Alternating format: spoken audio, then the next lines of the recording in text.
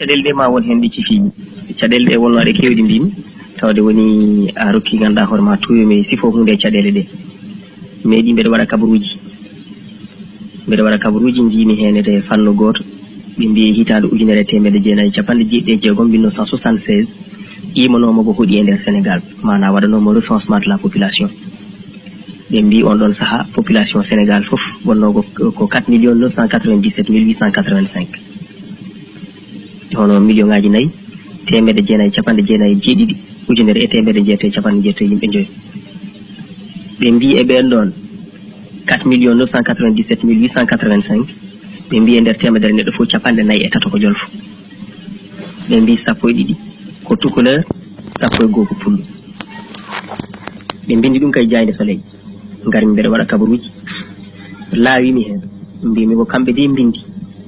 kono noon minne ko min haalata ɗo ete haalirde dow le Sénégal te jimi ɗum kay Jayde Soleil ala hay nder kabaruji dokkanmi kono fittandam duronki ɗum jabdodimi ɗum ko fenade nde ganduɗa kadi ni mi yaa ñande mbeɗen ɗo haala mi anda beele mami haaltu ɗo janggo Allah na wawi somi haali ɗum ittami ɗo min aduna min fota duuɓi mbeɗa andi ko kalanmi ko ne wontata jaam kono ko toɓi fof leydi ne wawi fadade ko fenade hay goto ɓurani men hewde e nder leydi ndi wiide oɗo ko polo ko tugalori yo yitte wedde ladde minen min kalata ko mbimi komin haaltulare en foni komin fulɓe ala to wala ga wiide o ko tukuleur wonko adduno konngol ngol Béranger Ferro en wonko kaali hen Maurice Lafos en wonko kaali hen yo neɗɗo daro tan wiya ɗum firti tukuleur so wiyama ko Engle en inni amen tukalas on ɗon saaha alano rencontre avec l'Occident de tubakoɓe mbiyata ni min jotodirano e tubakoɓe sakadi inna amen so wiyama ko jolfuɓe gaari min mbiye tukulor minen jolfuɓe gaari tawi ko min jeeñi saabu minen puɗɗi civilisation e leydi ndi min jotta ko wiye wonde ko jolfuɓe inni amen te neɗɗo innata hoore mum wona jolfo innata ɗum minen somin innani goɗɗo innata min saabu nde yimɓe pirinde misere ne gara hay goto adake men minen wona joni min dowti bagage amen saabu Fouta nde ari nde ganduɗa nde wiya tekrude nde ha wiya Fouta nde ɓooyi saabu laamuji keewi guila e Diawogo ha e Tondio ha e Manna ha e Lamtag ha e Lam Termes laamu deniyankoɓe nogas jeeɗiɗi satiji ummade Koltengel ha e Boubacar Fatimata ha kadi ne almamagal ummade hitande ujunere temedde jeeɗiɗi e capanɗe jeeɗiɗi e jeegom ummade nde Cheikh Souleymane Bal heddi fori wirne a jeeriyel tumbere sere ɓokki Samba Guela jeykere o jowol nde almamagal naati almami Abdoul Kadir Boubou Racine Hamme Jullo ha totti Siré Boubou Abalita Diaba 33 almami e lomto Birane Ibra woni 34 duuɓi 100 ha natgol tubakoɓe minen wona min gasnani rotade bagage amen wona joni min gari ɓooyi somin ɓurani hewde hay goto ɓurani men hewde ko fenade te mi rokka dalilu kadi ha ɓeydo yaaji so wiyama ɗo ete nder Dakaru mbimi e nder Dakaru ɗo wuuro Dakaru mana Dakar centre Dakar plateau hakkundere ganduɗa Dakaru yo yimɓe ɓe jirlo ko bureau ji tan goni ɗo yimɓe koɗi ko Pikine ɓe koɗi ko Diammaguène ɓe koɗi ko Diaksa ɓe koɗi ko Guédiawaye so yeehi ha wiyama joni nguleyki ari naati ndungu ari kala no jaaɗa e beddaji nanta ko bandi kolline dilla fawre kolli ɗi ko halpulare jiyata ko ɓe mbaɗata e bedda ɗum ko gurdam amen ɓoyɗam belnoɗam min gaddi ha ɗo mbimi sa darimo e robinet joni robinet aji keewe galleji kono hay soko ndende robinet aji ganduɗa ƴoɓete e bedda nde kala mo jiiɗa jiyata ko to ne boɗe jiyata ko to ne karaji jiyata ganduɗa hoore ma ko doɓɓe jiyata ko rewɓe ne cacci jiyata ko ne puuniɓen ko halpulare mbimi ɗum ko ɗo miijante e guure tappamaji ɗe Dakar Kaolack Thiès somin ɓuraka ɗo hewde amin jogui ngowari calɗi juma Dagara jorol ko 1jeetati wuro département Podor ko 250 e guure ɗiɗi département de Matam ko 330 e guure jeegom mbimi so ƴewama département de Podor ko 12947 kilométre carré sappo e ɗiɗi ujunere temedde jeenayyi capanɗe jeeɗiɗi kilométre carré département de Matam ko nogas joyi ujunere capanɗe jeenayyi tati kilométre carré to kay ko ngowari ɗum kam ko mbimi tan mbimi addani felloji tati ɗi mi addani ɓunndu mi addani Casamance so bandiraɓe min fulfuladu so wiyama minen ganduɗa hoorema population Sénégal ko 4 997 885 goɗɗo ne wiye 43%, wiye minen e ganduɗa tugalor en ko 12%, polgol min mbi ko fenani halpulare en nan ɗon kamɓe nani kalmi ko kamɓe tigui ɓe kalno e directeur radio noddami ɗon te radio he ɗum waɗi caɗele no fewi directeur radio nde ɓe jeehi ha toon ɓe ɓeydi hen goɗɗum saabu ɓe mbi Tidiane wi jolfuɓe kaddotako mo haddotako jibinta walli andi ɓen kam mbaɗino jarumi wona nde noddami nde réunion mbeɗe woni journal parlé mbeɗe hebla kabaruji e ɗemgal pulaar mbiyami yomi ar secrétaire o téléphone ani ari ha yetti yimi ar noto directeur o wimi ko holko mbaɗɗa min goni escalier jamin jaw o wimi holko mbaɗɗa mbimi anda o wi ko réunion des chefs de service kamɓe fof ɓen toon aɓe jogui fitina nde naami mbimi salamu aleykum sona directeur hay goto salmitaki on ɓeɗon fof ko jolfuɓe te hen goto fof nani kaɗo haala hen goto fof sinno ko saabu mum totte Tidiane ƴakka ɗum o yiɗi wiidemi fof ko président de la république woni ndemi yummakko de ko haalpulaar o wimi aha aɗa wawi mi limtande ministre uji haalpulaar en gonɓe e gouvernement limtumi hen ɓe ngannduɗi o wi ɗum noon hono mbawɗa haalirde kaɗo haalo fuɗɗi o haali nden o haali ha gasi ganduɗa hoore ma mbimo min de woni hen ko kalmi ko mbeɗa jogani ɗum dalilu kalmi ko ɓe mbimi ala haali ɗum haali ɗum goto e nder dental ngal nan ɗon ko haalpulaar kono ko haalpulaar pullo kono ko jaas o wimi ko an wi noon mbeɗa heɗorino taw mbimo e annana timmini janfuma e leñol ngol so mi wi noon kay cuurami boom an tawde woni ko poɗanmi ko wona galle babam paɗo mbimi ha hande min mbino asaman o wi mbima e goto taggatamo leydi ndi e goto itata so Allah wi mbuɗam nan ɗo ma wonɗo directeur heɓiti wi aɗa metti wallude mbimmina e goto wallanimi taw min tan walli hooram so winni Allah ɗum waɗi caɗele ɓe jiiɗi tuggudemi Allah jaɓa ɗum kay caɗele mi ari saaha goto mbeɗa uddita radio sénégal min mi ala hen masala ha saabu neɗɗo welnoto koko welata oɗo wi aɗa welno welata mo yiɗama tan garmi radio sénégal subaka udditirmi radio o Pulaar nden udditiri radio o Pulaar ñande henne woni altine subaka aduna o fof dilli ɓen fof ɓe laawi ɓe noddimi kadi réunion chef de service hono no wano ni garmi ha jooɗi min mbimi an Tidiane min nani hande udditirɗa radio sénégal o ko Pulaar ko gonga mbimi ko gonga ɓe mbi hoɗo pawɗa ɗum mbimi holɗo mi fawani ɗum ɓe mbi hol dalil joganiɗa ɗum mbimi ñande 25 lewru mai e hitande ujunere temedde jeenayyi capanɗe jeeɗiɗi décret présidentiel ɓami wi ɗemɗe jeegom gendiyankoje gone Sénégal Pulaar ne jeeya Pulaar ko ɗemgal gendiyankewal te hay gotal ardinaka wiyaka ngal ardi kanje fof ko ñiiƴe ɓamdi kanje fof poti mi ari komi haalpulaar kay mi udditi radio Sénégal Pulaar ɓe mbi wondi ko meeɗa wadde mbimi waɗi ɗum ko haalpulaar meeɗa uddide radio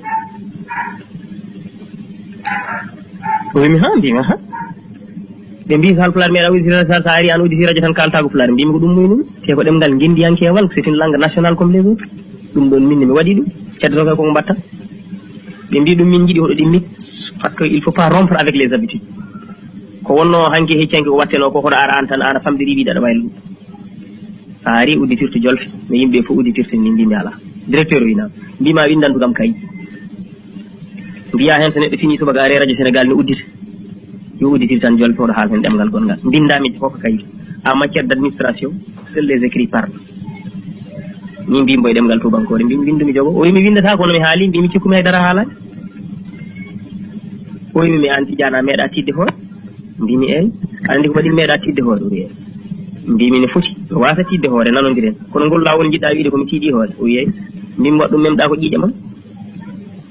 a yana wawi riwdemi ɗo o wi eyyi mbimi yalta radio o ɗum ne weeɓi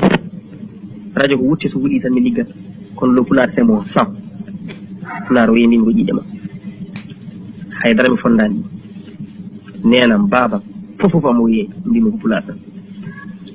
somi darima ko haalpulaar darimi huccite ma somi yi ko haalpulaar yeehi somi riwama ko haalpulaar riwa somi woni ɗo ko haalpulaar woni ɗo hay somi maayi ko haalpulaar ubboyte o wimi ɗum noon mbimi ko hoɗo ɗimmit mbimo ala wasata ɗimmidde tan komi riwi hakkude ɗon e montanmi gon ngol wi hono montata mbimi alarta o wimi bon d' accord o jami waji ɓen jiti wa aɗin kalni noon hel goosiyel o ko ala fof koɓe kalani jaami noon on saaha jiimi Cheikh Oumar Mountaga ɗa ha Cheikh Oumar kalanmi mbo haala ka o jogui hen fitina o wimi sa yeehi wanno mbaɗirta ni hoɗo toñta so ɓe mbiya ɓe ittuma ko ɓuuri ɗum ma yane mabɓe andi kadi ɗo kadi no hoolare waɗi garmi alarba subaka law ñande hen uddimi laabi ɗiɗi mi udditi radio Sénégal ha gasi kalmi ɗum ganduɗa e Pulaar udditirmi gam ɗon keɗo haalirde gendiyankore ko kaɓirɗe dowroto kaɓirɗe kaki ndi ɓe huufi haalirde nde hannde ko ñalawma tel ha gasi programme o ummade ganduɗa 6 heures du matin ha 1 heure jamma dokkumi ɗum kay Pulaar so waktu naggam yoni moon ceɗo ɗum so waktu naggam yoni ha gasi jami lawla kawrum ñande hen directeur ko escalier hedde 8 heures o jaggue junggam ha bureau makko o wimi Tidiane hoɗo addanam caɗele hoɗo addanam probléme leydi ndi fof dilli la dernière fois hande ne maɓe dillu mbimi maɓe dillu wadde Allah wi oɗo o wimi an ko mbatta ko an tan waɗat ɗum par ce que waɗa woni ɗo haalpulaar mbimi mi potani o yan ɓuuri ɓe mbimi wiyani noon ɓuural koto Allah woni ɓurata ko Allah ami waɗi noon bo ɓuuri nafe kala ne neɗɗo yiɗano heddiɓe jiɗiraka o mbimi on ko waɗi ko heddiɓe mbaɗani o yiɗama tan heddiɓe jiɗiraka ni o wi mbimo wona so yimɓe ngari ɗo mbima ene jiiɗi ziyara mbiyata ko Neldo Binta Diallo wiye min soɓe jiiɗi gammu mbiyata ko ya Neldo Binta Diallo wiye mbimi joguino hen communiqué mum so addi ha ɗo signi min wiyata ko ya Toto Tidiano wiye min wonko waɗi ɗum to rewno fof ɓe mbi kadi ɓe itta Allah gasnani yeehi ha jaami ɗo Fouta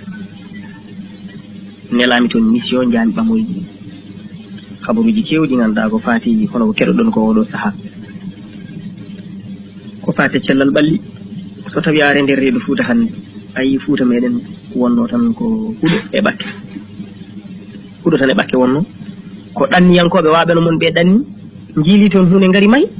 wona ko laamu waɗani men wona goɗɗo waɗani men enen haydara en mbaɗnaka soɗa ko mbaɗanɗen koye men yimɓe ɓe ngara ko dowfol ɓe ndendina fodde 100 ujunere walla 98 ujunere mbaɗa case de santé haydara ala nder hay matron ala ɗo hay so an a woni France a ƴeewi fodde ujunnaji nogas walla capantata soodi toon lekki a neldiɗi ɓe ngala hay neɗɗo biyoɓe nde ɗo foɗɗere ko ɗum ɗo sofrata walla so hoore ma muusi jarata ko poɗɗe ɗiɗi aɗa ɗum ne muusi ɓen sa ari a totti ɗumen haalire dowla Sénégal o weeɗi e micro ɓe kaala nden ɓe kaali ha gasine garmi nde ɓenninmi ɗum e nder radio he ko yimɓe ummi ɗon e nder radio he jeehin jokkodiri ganduɗa e ardiɓe ɓe kalan ɗumen mbi Tidiane waɗanine wiyeni nde ardiɓe ɓe dokkani ɓe yeeso yidde ittude mi ɓe mbaɗi ko ɓuri ɗum ɓe ƴetti ko bando ɓe mbaɗi ɗum enregistré ɓe jeehi ha assemblée ɓe jiidi toon e te député ji ɗiɗi député ji ɓe kalani ɗumen kan haala ɓe loowi ɗumen ha gasi député ji ɗi mbindi on saha Jean Cola ne woni ministre d' état secrétaire général de la présidence de la république ɓe mbindi ministre de l' intérieur on saha ko André Sonko wonno o windi ganduɗa ministre de la communication ko Robert Sagna wonno kala kone bono wi saabu o wi ko komi contre président de la république o wi komi contre parti socialiste o wiyete so tawi mi ittaka e radio he parti socialiste ala hanti neɗɗo parti socialiste gasni e nder diwan Dadema e foof saabu kamɓe foof mi loowi mi waɗi ɓe viré opposition ko Abdoulaye Wade waɗi financé mission am wiyomi ya Fouta kañum tottimi oto tottimi matériel lettre nde yetti ha yetti directeur Dial saabu directeur gam nende kañum signini ordre de mission kono fof ko Haalpulaar en mbaɗini